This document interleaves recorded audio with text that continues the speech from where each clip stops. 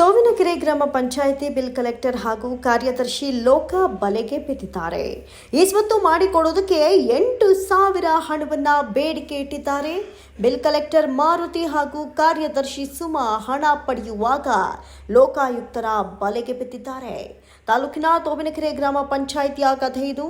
ಈ ಸ್ವತ್ತು ಮಾಡಿಸೋದಕ್ಕೆ ಫಲಾನುಭವಿ ಸ್ಥಳೀಯ ವ್ಯಕ್ತಿ ಮಹಮ್ಮದ್ ಅಲಿ ಎಂಬುವವರಿಂದ ಹಣ ಪಡೆಯುವಂತಹ ಸಮಯದಲ್ಲಿ ಲೋಕ ಸರಿಯಾಗಿ ಲಾಕ್ ಮಾಡಿದೆ. ತುಮಕೂರು ಲೋಕಾಯುಕ್ತ ವರಿಷ್ಠಾಧಿಕಾರಿ ಎವಿ ಲಕ್ಷ್ಮೀನಾರಾಯಣ ಹಾಗೂ ಡಿವೈಎಸ್ಪಿ ಡಾಕ್ಟರ್ ಸಂತೋಷ್ ಮಾರ್ಗದರ್ಶನದಲ್ಲಿ ದಾಳಿ ಮಾಡಲಾಗಿದ್ದು, ತೋವಿನಕೆರೆ ಗ್ರಾಮ ಪಂಚಾಯಿತಿ ಬಿಲ್ ಕಲೆಕ್ಟರ್ ಹಾಗೂ ಕಾರ್ಯದರ್ಶಿ ಲೋಕ ಬಲೆಗೆ ಬಿದ್ದಿರುವಂಥದ್ದು. ಇನ್ನು ದಾಳಿಯಲ್ಲಿ ಸುರೇಶ್, ರಾಜು, ಮೇಟಿ, ಸಲೀಂ ಸೇರಿದಂತೆ ಲೋಕಾಯುಕ್ತ ಪೊಲೀಸರಿಂದ ದಾಳಿಯನ್ನ ನಡೆಸಲಾಗಿದೆ ಎನ್ನಲಾಗ್ತಾ ಇದೆ. ಒಟ್ಟಾರೆ ಈ ಸ್ವತ್ತು ಮಾಡಿಕೊಡೋದಕ್ಕೆ 8,000 ಲಂಚವನ್ನ ಬೇಡಿಕೆ ಇಡಲಾಗಿತ್ತು. ಆದರೆ ಲೋಕಾಯುಕ್ತರ ಬಲೆಗೆ ಈ ಪೈಕಿ ಇಷ್ಟೂ ಜನರು ಸರಿಯಾಗಿ ಬಿದ್ದಿದ್ದಾರೆ ಅಂತಲೇ ಹೇಳಬಹುದು.